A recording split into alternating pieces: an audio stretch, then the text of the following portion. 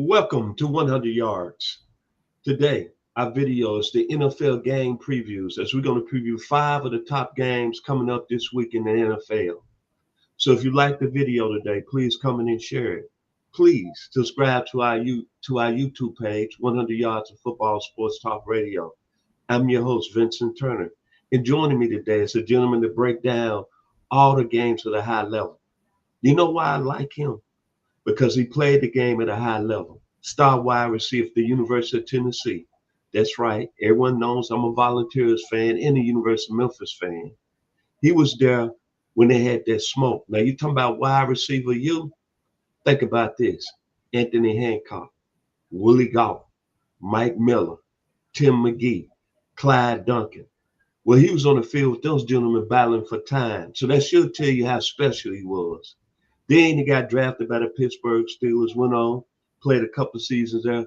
Then he made his bones as being one of the top scouts in the National Football League with the New York Jets for what? Hello, for, I believe from 1994 to 2012, 18 years. Then assistant GM with the Las Vegas Raiders. Then president of the XFL, Las Vegas, I want to get it right, Vapors. So it's knowledge in the room today, baby, talking about these games. See, this ain't no people coming off the streets trying to talk about game. This gentleman right here played it, scouted it, and done it at a high level. And I'm like a kid in the cookie jar. My man, Mr. Joey Cleanscales, join me today as we're going to preview 5 of the top games coming up this week in the NFL. Mr. Cleanscales, how you doing this evening, sir? I'm great. How are you today? Hey, I'm fired up, man. I'm blessed. I'm dreaming. I cannot be more proud and honored to have you joining us here at 100 Yards Football. So, like the great band Lakeside, one of my favorite bands, is all the way live. So let's get to the first game on the docket. The San Francisco 49ers will be taking on the Jacksonville Jaguars at 4 o'clock on Sunday. Mr. Cleanscales, let's talk about the 49ers, 3-0. It seems to me, and I'm going to throw a question out to you, Joey, it don't look like who's ever under center, the 49ers are going to have success. Mac Jones was with New England. Things didn't work out. He was a bag up over there in Jacksonville in his hometown, played second fiddle to Trevor Lawrence. Now he's starting for the 49ers at 3-0. What's been the most impressive thing about them this season? Well, with Mac, they haven't really missed a beat. I mean, we know what Brock Purdy has done, and when he came in and unseated Garoppolo and the other kid that they drafted in the first round, who they thought was going to be the guy, and Purdy came in and just took over because he's got football smart. He makes the right decisions. He's athletic enough in the pocket. You don't have to be a super athlete as long as you're athletic in the pocket and have great football knowledge and awareness. And Mac Jones has some of those same things. Mac doesn't have a great arm, but he's really efficient with where he wants to go with the ball. He goes through the progression, the reads. So he's done a really nice job in that system. And he was one of the guys that they really considered drafting when they took the kid from North Dakota State or South Dakota. I can't remember which school he came from. But when they took him, Mac Jones was one of the guys that they really had interest in. And now they have it. So it's funny that he's in that system and he's been productive. And it gives Purdy a real opportunity to get the shoulder and the ankle well. There's no rush for him to come back because they have someone that's playing at a pretty good level. I want to ask you a question, not to getting off the rails here. Fred Warner, he was a 5th-round pick out of BYU. Why has that guy been able to be so good in the league with his time in the league? How does people miss on him going in the 5th round like that, and he becoming an all-pro linebacker? Well, Fred is a really dynamic player from the standpoint of his. Again, I preach on football acumen. He's really smart and instinctive, and he's a lot more physical now than he ever was when he was at BYU. I remember looking at him when he came out of BYU. And he's versatile he can rush the passer when needed, but they play him at a little bit of Mike and a little bit of Will. He's not going to play Sam. He's not going to take on blockers like that. But he is athletic. He's smart. He's efficient. He's aware. He's got great hands. He drops in space really well, and again, he sees the field really well. Very instinctive, and the most important thing is he's a leader. He leads those guys around him on defense. They follow him, and he's been a great player, all-pro level player for the 49ers. Moving on to the Jacksonville Jaguars. Be honest with me, Joey. Trevor Lawrence, I thought he was a generational talent. Let me be honest. I thought he was going to come and let the league up, and Jacksonville be playing in the Super Bowl right now. Want you to comment on him right quick, and then Travis Hunter. Last week, he had 1 reception for 21 yards. He had 6 tackles.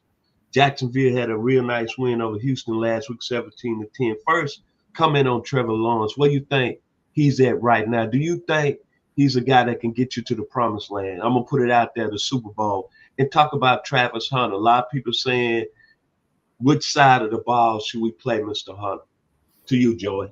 Well, it's hard talking about the quarterback. It's really hard to get to the Super Bowl, first and foremost. And it's extremely hard to get to the Super Bowl when in 4 or 5 years, you've had 3 different head coaches, probably 4 different offensive coordinators, so that's really difficult. So they haven't done right by the player, to be honest with you.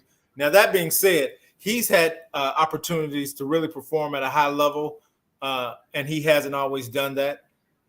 From a personnel standpoint of guys around him, he's really got one big-time receiver, the kid who's a rookie from LSU last year. So they still have some work to do. They're running the ball better, and that's the quarterback's best friend, a run game. So I think if they can run the ball and get the offensive line right, then Jacksonville will be pretty good. I think they'll be a playoff caliber team. I'm not sure that they have the personnel at this point to go all the way, but they're in a division where they can have a chance to get to the playoffs.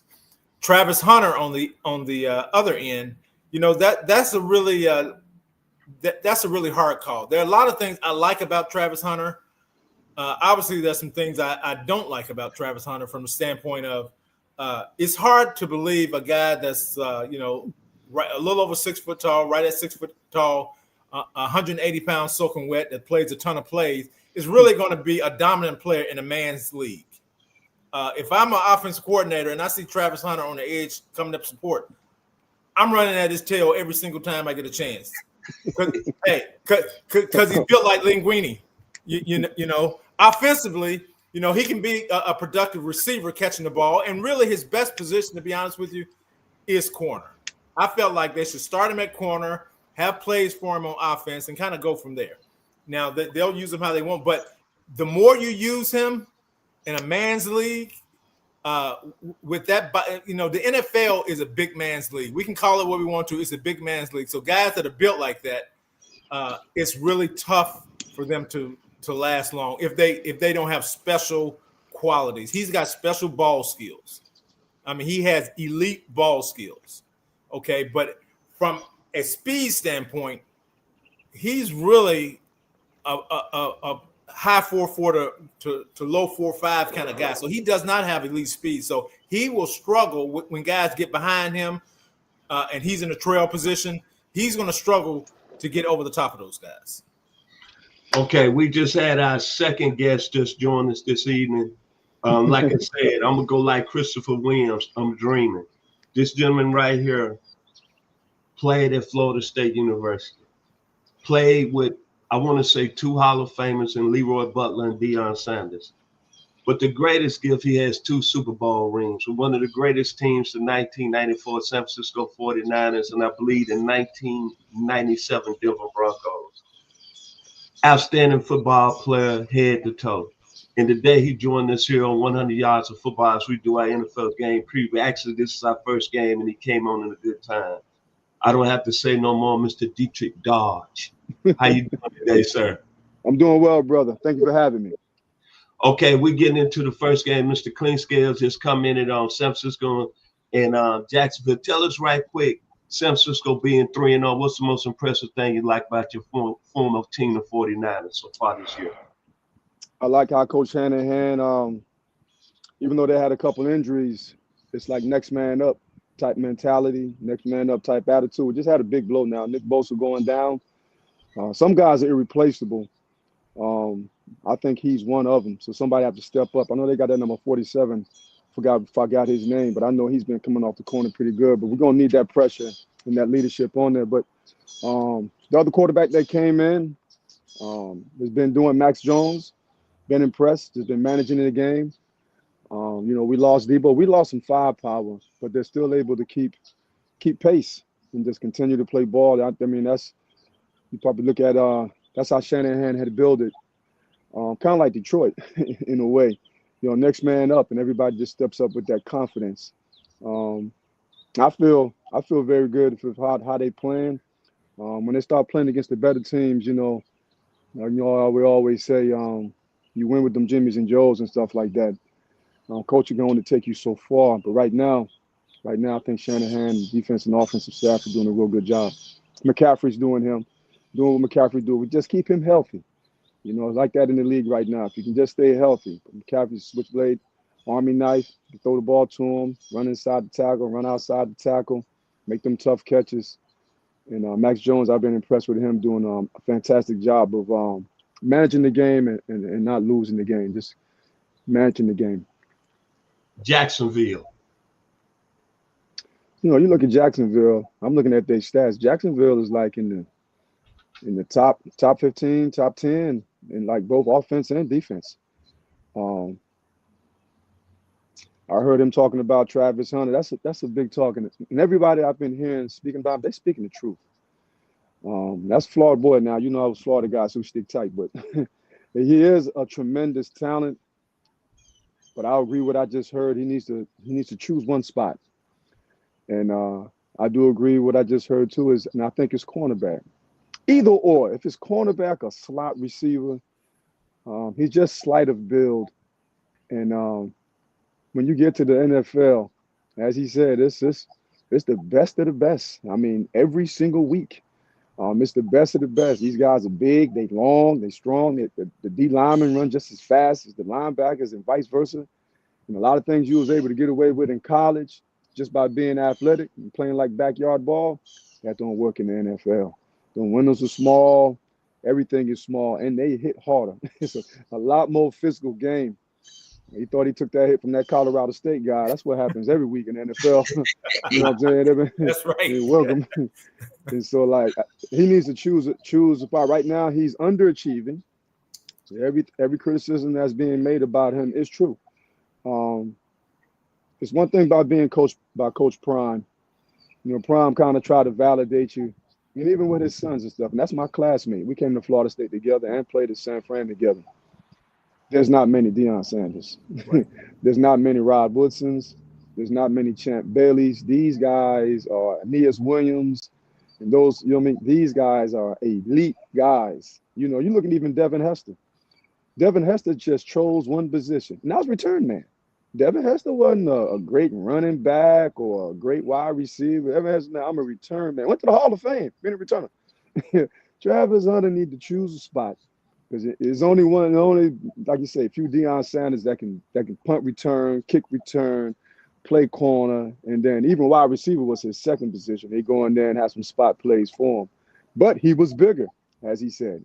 Deion was bigger, more athletic in all reality, as far as the deal about explosive speed, just getting in and get out. I see Travis struggling a little bit. Like Steve Smith said, the receiver from Carolina is like, you need to choose a position so he can really hone in and be the best at that position. Because right now, he's not close to being the best at that any position. Not wide receiver, not kick returner, not punt returner. He's really, as they say in the real life, he's mid. He's mid when it comes to the NFL, And I just think he needs to choose that. Trevor Lawrence, still Trevor Lawrence. Like you said, they got Brian Thomas as far as receiver. I don't know why it's the other receiver. But as I look at their stats now, they're not at the bottom. And so they do have a chance. You know what I'm saying, as they go in there game by game. Okay, so tell me who wins the game. I'm going to go with you first, Mr. Dodge. Then I'm going to go back to Mr. Kingscale. Who wins this game on Sunday between San Francisco and Jacksonville? I'm choosing San Francisco.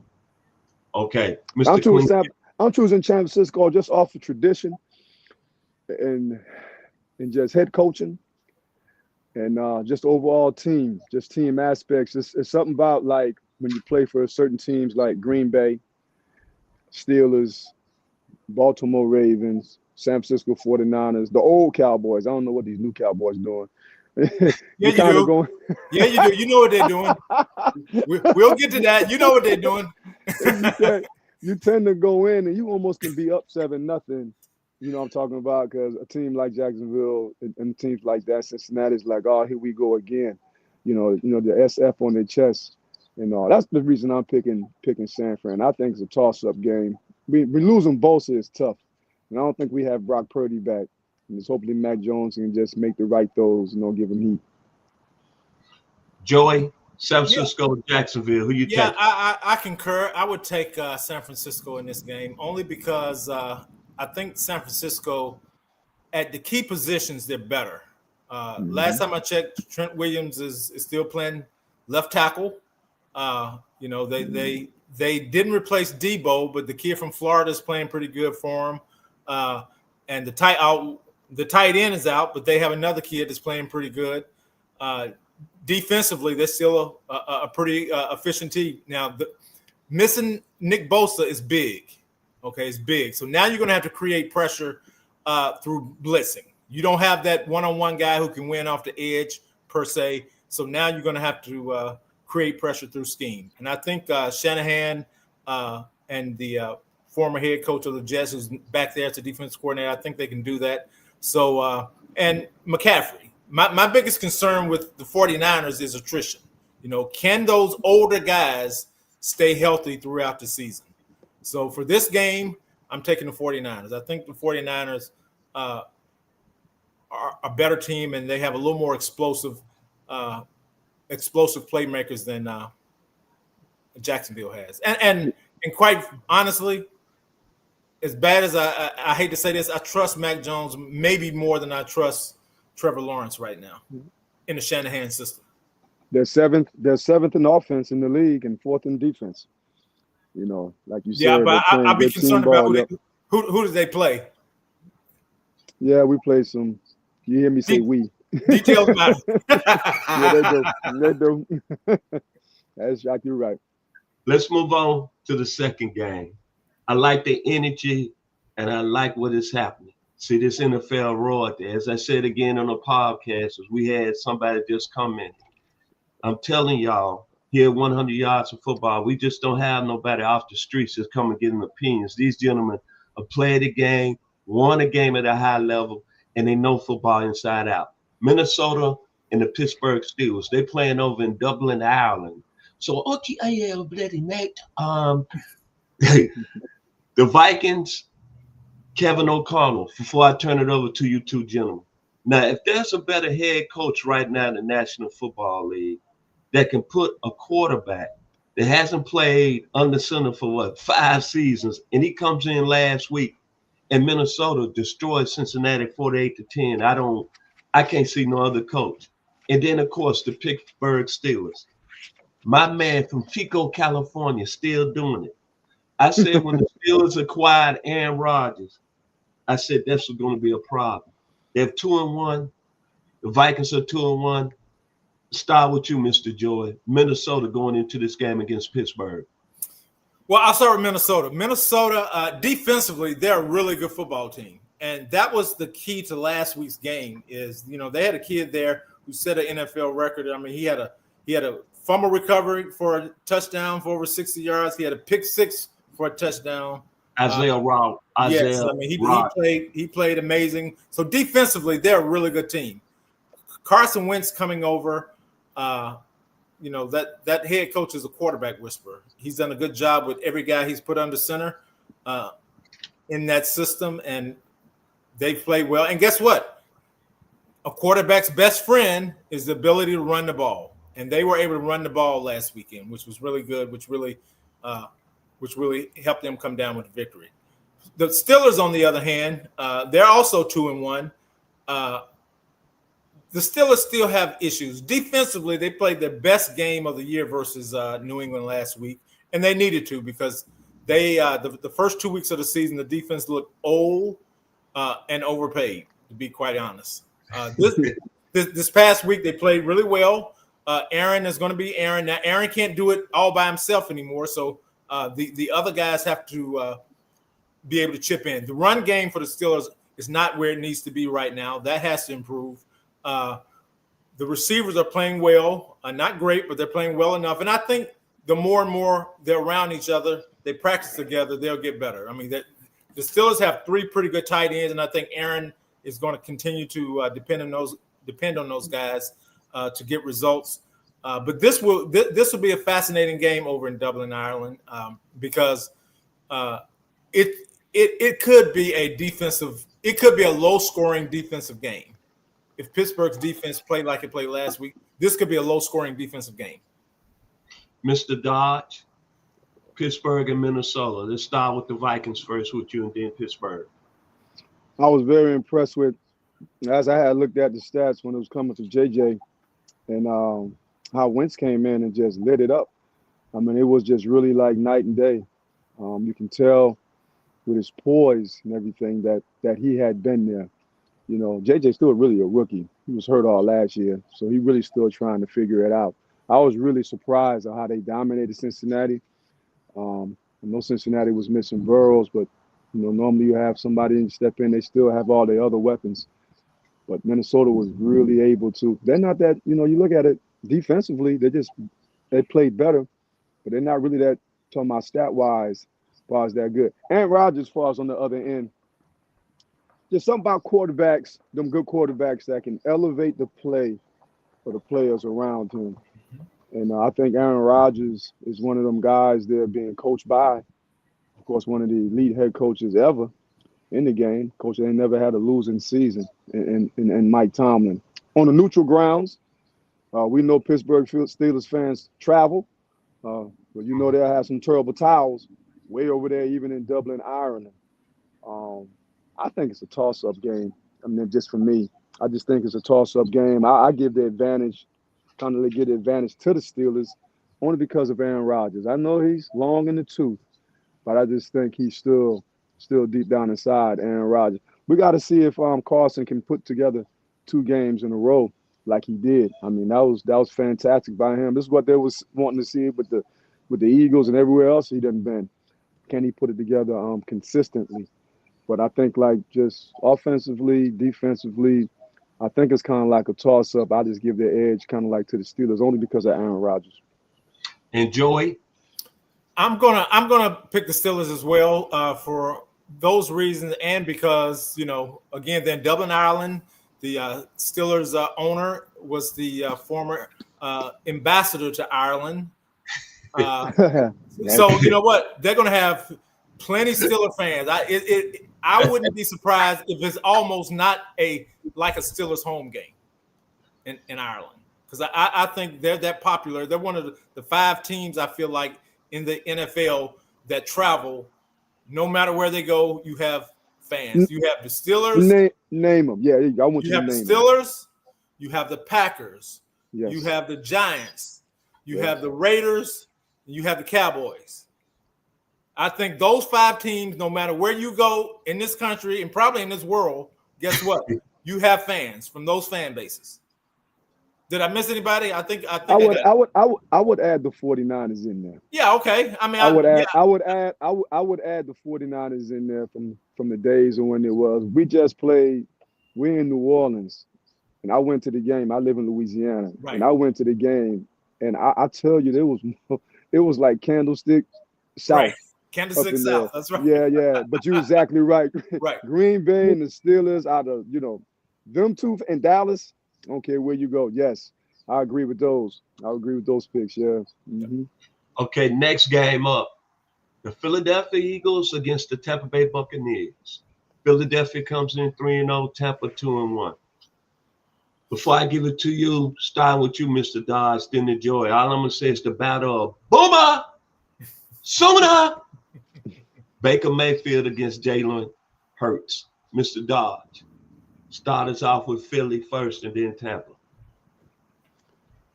I don't know how Philly came in with that game last week. The big boy Jordan Davis, the Rams had him. You know what I mean? It's just like, but that just was a huge play. It just shows you how important as they say in the league, every snap is important. You can't really take not one play off. And the Eagles, that game was lost. But for them to fight, this is a game like this that they were so close that it'll push them forward even more because they don't like being great. But they say when you can win these close games like that, Jalen Hurts is still Jalen Hurts. Saquon is still, but they still loaded. A.J. Brown just came out of nowhere being who A.J. Brown is. They still loaded. And former team, defending Super Bowl champions. Tampa Bay Buccaneers, I am very impressed with Baker Mayfield and his maturity and his growth. The head coach is doing a fantastic job, as always. I like his poise and everything that he offers there. But I think it's Baker that's making them tick. His energy, you know what I'm saying? Energy can drive people with energy. It's kind of like Michael Parsons when he went to Green Bay, just giving that energy. I like what the Eagles are doing. They still the Eagles. They're just still the Eagles. They still push. They still bullying people as they've been doing. I think the Bucs are play tough. I just don't know if they have the firepower all around to be able to handle the Eagles. Joey. All right. The Eagles, they have championship pedigree, and that's what you saw last Sunday. They refused to lose. The two Georgia boys both blocked kicks. Imagine that. And guess what? Who was the last team to beat the Philadelphia Eagles? It's Tampa Bay Buccaneers last year in Tampa. Okay. So this game will be a really good game. It's probably going to be the most exciting game of the weekend. That's what I'm predicting right now. The Eagles offensively, they aren't exciting. They aren't pretty to watch sometimes. But guess what? They're efficient. They do whatever it takes to get the job done. If they need to run the ball 30 times, 40 times, they'll do it. If they need to make Jalen Hurts throw the ball 25, 30 times to win this game, they'll do it. They'll get AJ involved. They'll get Smith involved. They'll get the tight end involved. He had a big game last week. The Eagles are the most complete team as far as playmakers in the league, I think. Now, there are a couple other teams where personnel-wise may be a little better, but man per man, the Eagles are still really good. Defensively, they've played good, not great. But again, I think that'll get better, especially at the corner position. Anybody opposite, I can't think of one corner. Anybody opposite him is getting targeted. So I think they'll get better. From a Tampa Bay standpoint, Baker Mayfield, the growth he's shown since he's been in Tampa has been tremendous. It's hard to say that in the last year and a half that he's not a top 5 quarterback in the NFL. Statistically, and don't give him the ball with the position to win the game at the end. He'll get a touchdown or get the team in position for a field goal. Tampa is a really good football team. They have a two-headed monster running back. They'll have 3 really good receivers. The rookie receiver right now from Ohio State, Abuka, is really their best guy right now because Mike has been in and out, and he injured a hamstring the other day, so I'm not sure if he'll be playing Sunday or not. But Tampa's a pretty good team. And then defensively, they've always been good since Coach Bowles has been there because he's a defensive guy. They've always been a pretty solid defense, especially at the linebacker position and on the defensive line. And Tampa is getting better on their offensive line. You would have thought their offensive line, because their best tackle, who they just paid, had gotten hurt in preseason or before preseason, and he's going to be out, I think, at least one more game. But guess what they did? They moved a center over to left tackle, and they have not missed a beat. Okay, there are not many teams, if any, in the NFL can put their center at left tackle at the most prominent offensive line position and not miss a beat. But it all starts with Baker Mayfield. He's got that dog in him. He's a competitor. He plays with that chip on his shoulder. And if you give Baker a chance to close it out, hey, you can call him Nolan Ryan. You can call him whoever you want. He's going to close the game out. He can close it out. So if it's a close game, it's hard to go against Philly. I would be pulling for Philly to win this game. But I do think this is going to be a pretty competitive game. It's going to be a close game. Who you taking, Joy? Use I'm gonna your take Philly. Where the game's in Philly? Yes, I'm yes, gonna sir. take Philly. I'm gonna take Philly. Mr. Dodge, who you taking? I'll take Philly as well. But like he said, it's going to be exciting. You know, Baker is playing with a chip on his shoulder. You know what I mean? Every single game he go out there and being that is Jalen Hurts and being that Super Bowl champions and all, you know, he's going to put his best foot forward and bring that energy. But being in Philly, you know, it's hard to go against Philly in Philly with those fans and how they draw energy from that. And I'm looking at the stats, and even though the Eagles are not, it's funny, they're 3-0. Statistics can be funny. You know, they're not ranked high really in anything as far as the middle of the pack, as far as offense, just like he said, or even really as far as his defense. But they still, like you say, championship pedigree, they still find ways to win. And so stats can be misleading even in the NFL. Just because your stats are high offensively or you high defensively don't mean you're the most complete team. And I just think the Eagles are one of the most complete teams that are out there. Imagine this. At halftime, the fans booed Philly off the field. They booed their own team last weekend off the field. They were down by what, 16, 17 points last week to come back and win?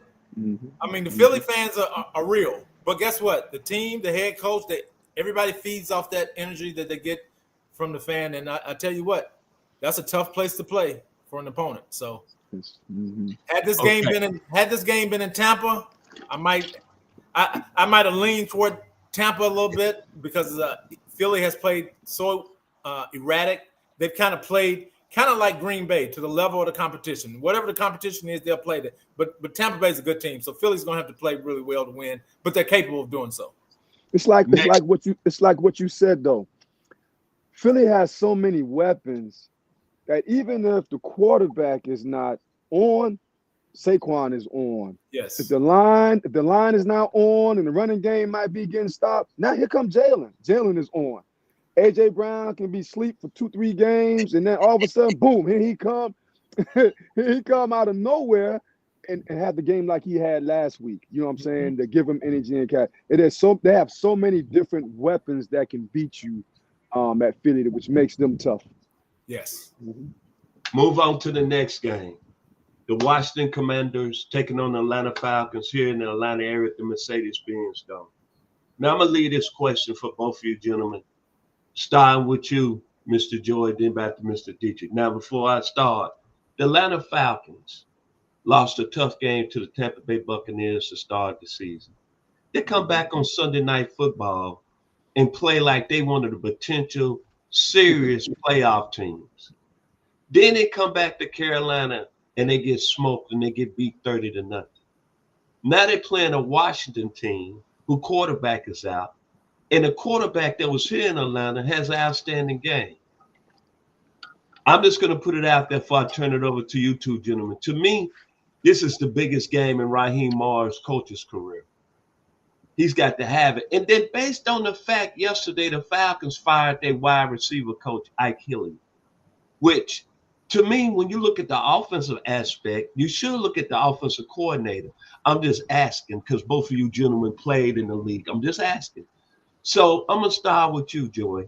Pick the winner of the game and start with the Falcons and then with the Commanders. Well, first of all, I'm going to say the Commanders are going to win this game. Okay. For a lot of different reasons, the Commanders will win this game. But I'm going to start talking about the Falcons.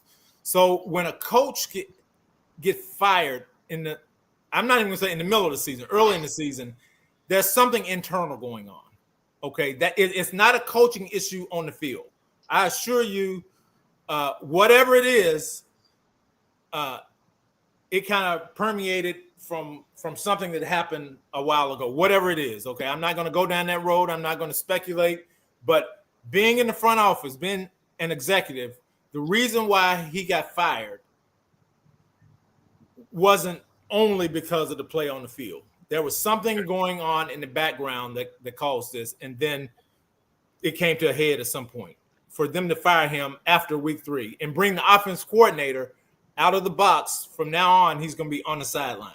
So there are some internal things going on in Atlanta, which concerns me after week 3 to to make me believe they're going to go against a team like Washington, who has a really good defense, really good defensive line, a couple guys in the secondary that can play. Offensively, Mariota played really well for those guys, backing up the quarterback. So it gives the quarterback another week to get healed with the knee sprain. Now, Washington's missing a running back. They lost a running back to a ACL or Achilles the other day, so he's gone. But they still have, they got Debo. They can do a lot of different things with. So I'm picking Washington, and I know Atlanta is they have skilled players on offense. They have a couple receivers. They got the tight end who has underachieved, if we're being quite honest, at Atlanta, kid from Florida. And they have the dynamic running back, who's their best player. Penix has played kind of up and down, which is why they put the other guy back in, and we see how that worked out. But I'm picking Washington, and I'm not gonna say I'm picking them big, but I'm picking them by at least a touchdown. I'll put it that way. I would pick Washington by at least a touchdown. Mr. Dodge. Talent-wise, Washington is better.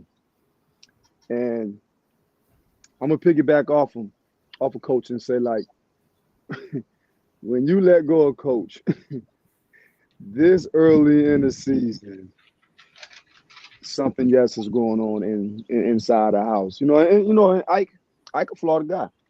You know what I'm saying? So Ike might have didn't agree with something or whatever. If you look, I'm looking at the stats. Bijan Robinson is the leading rusher and the leading receiver. Mm-hmm. He's the leading rusher. Where that happen at? You know what I mean? That's college kind of deals, or D2 or D3 thing. That don't happen in the NFL, where the running back is the leading receiver and the leading rusher. You know what I'm saying? He's doing both, so he's a workhorse as far as on that. I just look at Washington like, of course, we know the quarterback that's down right now is elite, but Mariota is experienced. And so when you put a guy like Mariota, which is not an elite quarterback, but you surround them with the talent that they have, they're still more talented. They got Debo, they got Terry McLaurin. You know what I'm talking about? They still got all the weapons that they had last year. They're just missing their head guy. They just need Mariota just to hold it together like they did. Penix is throwing the air out the ball. Running game is not the best as I sit here and look at it, not the best. I don't even know half the running backs that are on there, but they relying on the arm of Penix. So when we're looking like the overall teams, isn't that always about the Falcons? They always got something going on the inside. Ever since the Super Bowl run, there's something going on that distracts them. I know when we used to, no matter what team I played for, could just be the city of Atlanta. No matter when we traveled to Atlanta, we had extra security. You know what I'm talking about, to be there. Because when guys went back to Atlanta, they kind of lost their mind. Sometimes I think in Atlanta, man, like, you know what I'm saying, other things be happening, they be losing their mind. Because a lot of times they have talent. But as far as this thing right here, they're undermatched, I feel. You know what I mean? It's going to take a miraculous thing to be able to deal with the Washington Commanders. I just think even with Mariota, they still got all the other pieces to be able to win this game, I think, handily. And our final game of the day, the Dallas Cowboys and the Green Bay Packers. I've been a Cowboys fan ever since. At 6 years old, I'm 65 now. So I go back in the days of Don Perkins, Bob Hayes, Bob Lilly, Don Meredith, so Cornell Green, Mel Renfro. This game right here, you got Michael Parsons coming back home. A lot of emotions. Of course, the Packers are 2-1, Cowboys 1-2. The Packers lose to the Cleveland Browns. I don't know how that happened. I'm gonna let both of you gentlemen come in on that. But I'm gonna turn it over to you first, Joey, and I'm gonna start with the Cowboys and the Packers. The one thing I wanted to ask both of you gentlemen today, the Cowboys, can you explain to me with the great tradition of defensive backs they've had in the past? Renfro, Dion, Kevin Smith, Aaron Kyle. Why has the Cowboys given up monster plays. I think they're giving up 13 plays or 25 yards or more already, and then we only played 3 games. You know what? So I'm gonna turn it over to you first, Joey. So, you know what? And you got a defensive coordinator that was a head coach in Chicago that's supposed to be good in what he does. So starting with you, Joey. So give us your comment on the Cowboys and the Packers and start with that first question I asked about the Cowboys. So the secondary. The devil is always in the details. Let's start there. Okay. Defensively. Defensively, they're freaking awful. Okay. I'm trying to keep my language clean. They are awful defensively. They can't stop the run, and they can't stop explosive plays down the field versus in the pass game. So what are they good at defensively? I don't know. Somebody tell me. Guess what? The Cowboys can't tell me. So I don't know. So they can't rush the passer like they used to with Micah. Now, that being said, it's not like they won playoffs games or went to the Super Bowl when Micah was there. Okay, so let's be real about that. However, Micah is a force multiplier. If you have him on the field, you have other people, the other team that has to put 2, maybe 3 guys on Micah, so the other guys should eat. Okay, right now, nobody's really eating on the defense for Dallas. Okay, and it's almost like they're having a Micah Parson hangover. So that is going to be really interesting. Them coming because right now, it's defense optional.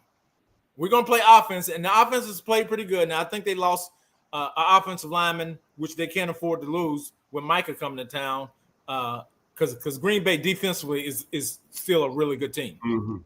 And even better with him there. So they can't afford – you can't afford to be short offensive linemen when at the Cowboys you really aren't running the ball great, but you can throw the ball. You're efficient. Your best receiver is going to be out. George Pickens is a little bit of a head case. If he dropped 1 or 2 balls, then he goes in the tank. So I don't know what the Cowboys are other than about to be 1-3. I can tell you that.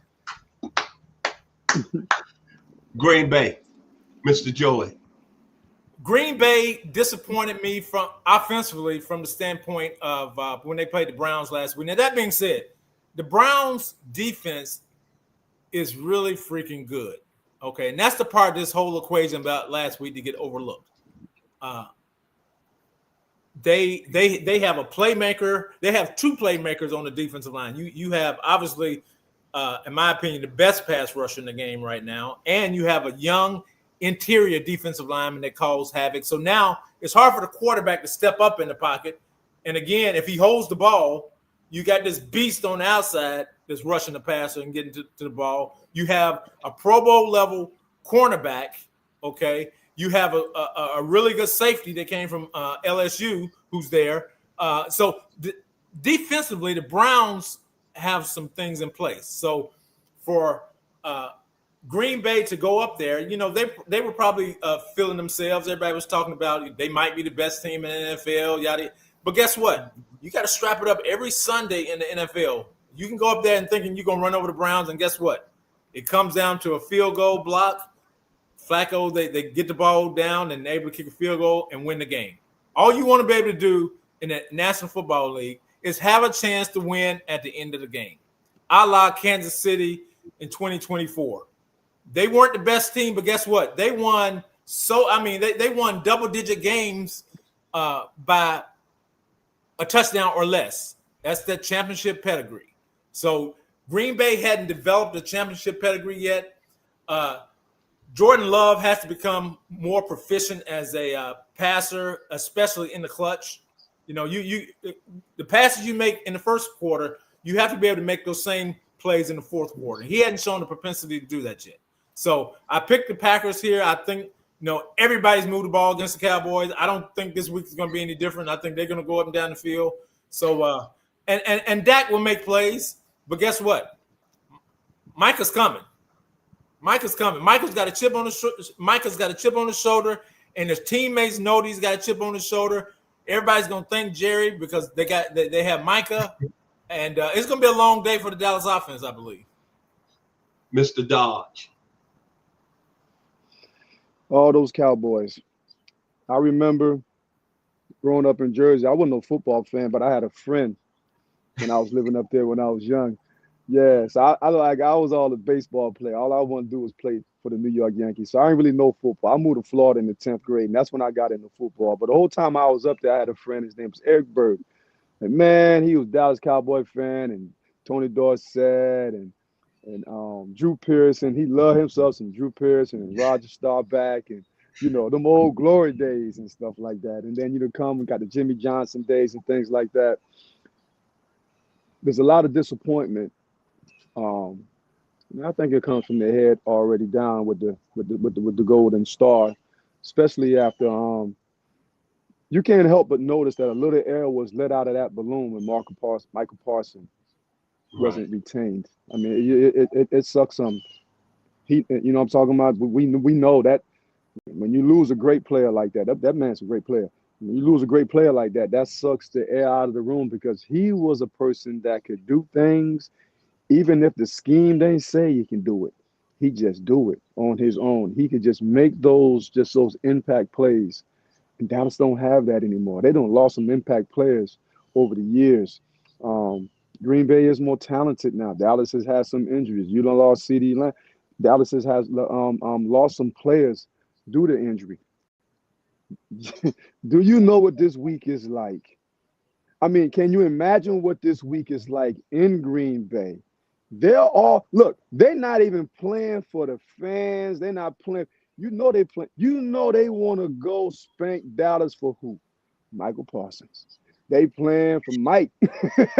Like we was playing for John in 97. This game right here, Green Bay is not going to let Michael Parsons walk up out of there with no L, man. For real. That's how it would be. I know the teams that I play for. You going back home, I'm telling you about that. Do they play in Dallas or they play in Green Bay? They play Dallas Sunday night. That's even better. That's even better because the fans love Mike. They love him. So they're going to be there with their Michael Parsons. You know how it is with the good players leave, and they know that they ain't want to leave, and we love you, Mike. And every play they're going to when they Green Bay might introduce the defense. That's what I think they're going to do it. You know they're going to do it. And they're going to introduce Micah, and when they say Micah, the stands is going to erupt. What you think that do to Dallas? You know what I'm saying on that end? As far as their energy, I'm saying they're trying to win a game now, but in their mind now, they're worried about Mike. One dude now, they worry about Mike, and they ain't worried about Jordan and the good Green Bay defense. Defense ranked up high in their defense. They ain't worried about none of that. It's like Michael Parsons is coming back, and he mad, and he mad all around. Even if there wasn't that, Green Bay I feel is more talented. Still like Dak, man. He's solid. You know what I'm talking about? Dak is he's not average, a little above average. He's just missing some weapons. Dallas has been missing the running game since I don't know when, and Dallas was built off that from way back, like I said, in the Tony Dorsett days. Green Bay offense is not really clicking the way it normally clicks. Trey Lance is still not as consistent as he needs to be. He is not yet the quarterbacks that came before him. He's not yet close to Brett Favre. He's not yet close to Aaron. I'm talking close now. He's not yet there where we can look at him to be like the next great guy. He has some good moments, but now he needs to put it together consistently. He hasn't really done that yet. You mean Jordan Love? Jordan. Yeah, Jordan Love. I'm sorry. Yeah. Jordan Love. Yup. Hasn't done that consistently yet.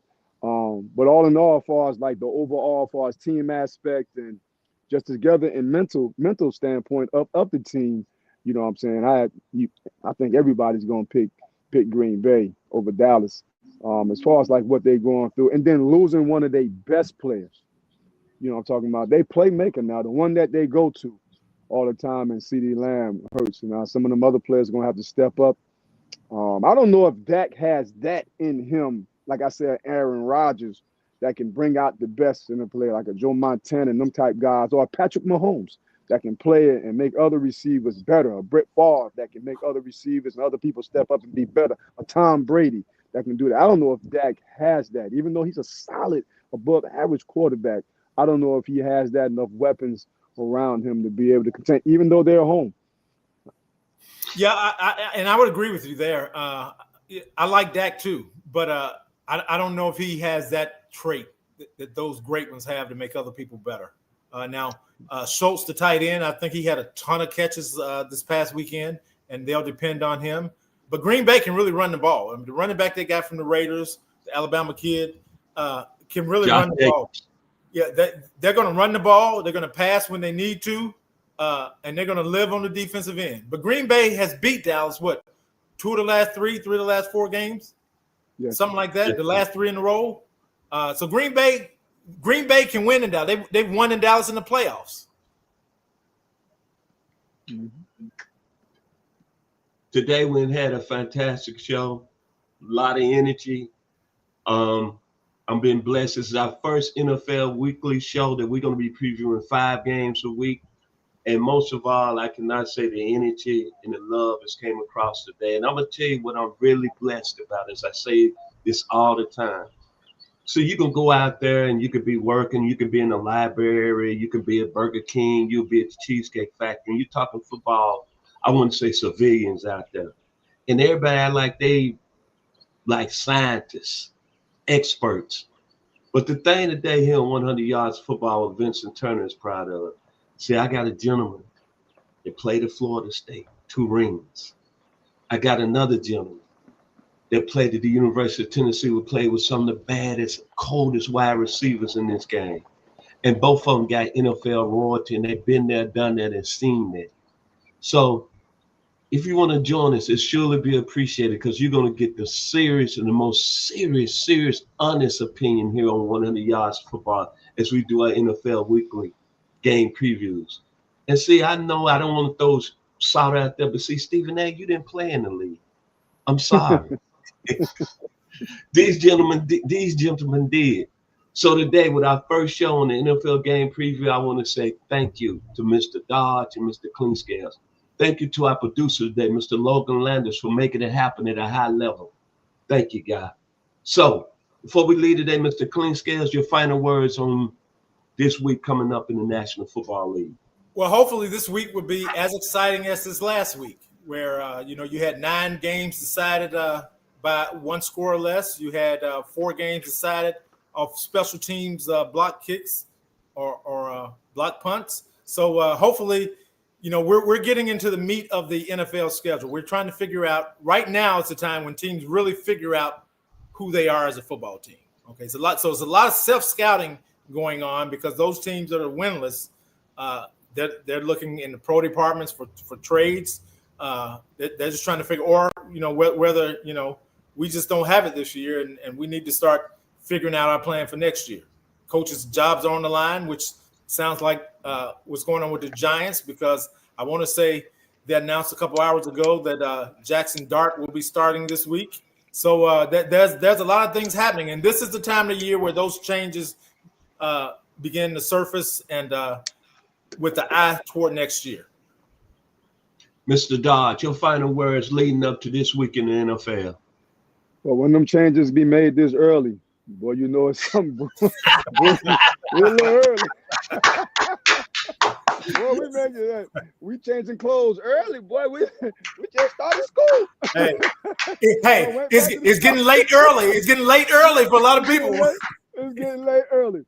But to mention about the season, the NFL brand is really smiling, because the NFL really wants parity. Yes. They really do, and they want parity. That's why the worst team picks first. This ain't college, where the best teams get all the best players. I know NIL has changed that, but before the NIL, there was the Alabama. They was going to get the best players every single year. But in the NFL, that's not fact. The best team picks last, if he pick. You know what I'm talking about? And the worst teams pick first. And so here you're seeing it's one on that back in the times where anybody can get beat any given Sunday. And that's what Cleveland proved last week against Green Bay. Because like you said, nobody think that Cleveland was going to be close to Green Bay in the NW. Look what happened last night with the Ravens. You know what I'm saying? The same type thing. The league is loving that, because now anybody, when they're watching the games, anybody can win. And so I think it's going to be that. I think it's good for the game. You know what I'm saying? I think it's good for the players. It's good for the fans. You know what I'm saying? When you watch the game, it's like, okay, just because this team right here, like Kansas City, look how they started out, was this and that. our team can have a chance against them. And of course, that's ratings and the whole nine, as far as the love of the game and stuff. So I just look for another exciting weekend. I'm just happy to be like an alumni and be a part of it. And thankful y'all having me on here, man, just to be able to talk ball. If you like the video today, please comment and share it. Please subscribe to our YouTube page, 100 Yards of Football. I've been your host this evening, Vincent Turner. I've been joined by Mr. Joey Clinkscale, University of Tennessee, by way of Pittsburgh Steelers. GM of the, I'm finna say the Oakland Raiders, the Las Vegas Raiders. And my man out of Florida State University, Mr. Dietrich Dodge, two-time Super Bowl champion with the San Francisco 49ers. The nose, the Florida State nose, the national ranked Florida State nose. We ain't trash no more. I'm outside. You see me sitting outside? I'm outside now. I wasn't outside. Thank y'all, and I hope y'all enjoy us for the week's league. It continues to here on 100 Yards of Football. Y'all be blessed.